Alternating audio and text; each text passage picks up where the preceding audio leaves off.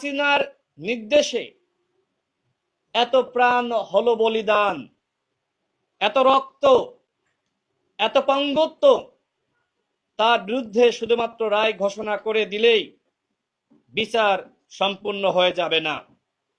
হাসিনাকে যদি শতবার ফাঁসিতে ঝুলিয়ে শাস্তি দেওয়া হয়, তাও শাস্তির পরিমাণ কম হয়ে যাবে।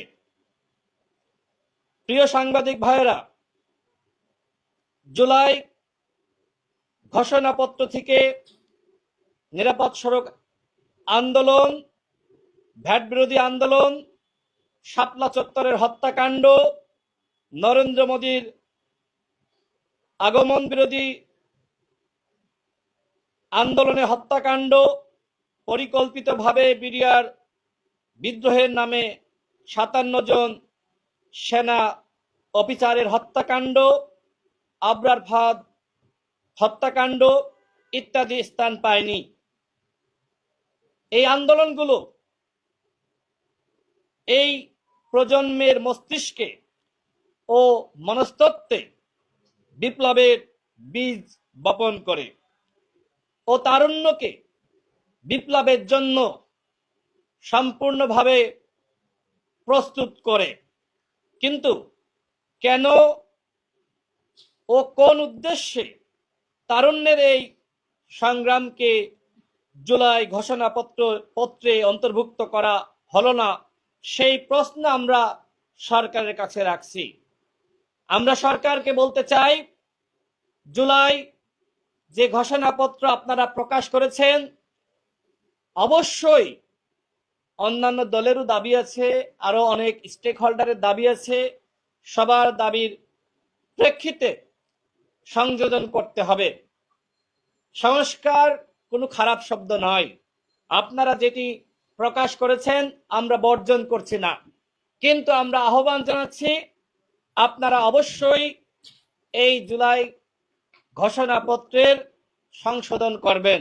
গতকাল অনুষ্ঠানে যাওয়ার জন্য সরকারের উচ্চ পর্যায় থেকে আমাদেরকে আহ্বান করা হয়েছিল যে আপনারা আসেন, যদি আপনাদের কোনো দাবি থাকে সেটি আপনারা জানাবেন এবং তারা সেটি পরবর্তীতে পর্যালোচনা করবেন।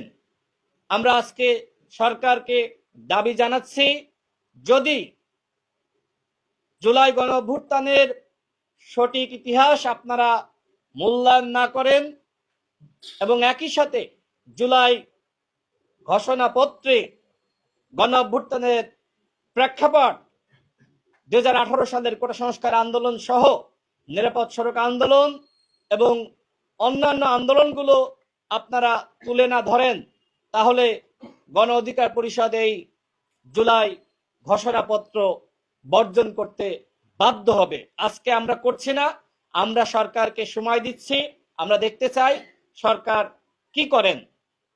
এবং একই সাথে আমরা গতকাল লক্ষ্য করলাম মাননীয় প্রধান উপদেষ্টা তিনি বিচার, সংস্কার এবং নির্বাচনের স্পষ্ট রোডম্যাপ ঘোষণা করেছেন।